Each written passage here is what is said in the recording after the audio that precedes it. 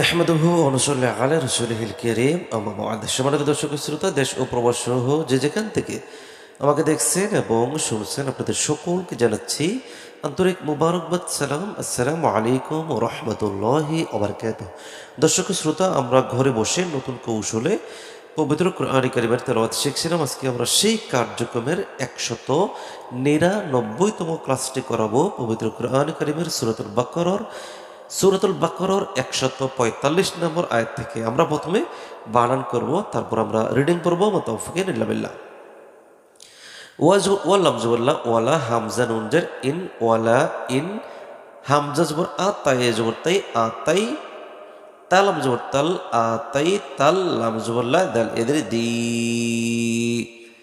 আতাই তাল্লাযী নুন জবর না আতাই তাল্লাযীনা হামজা পেশ উ তালাম পেশ তুল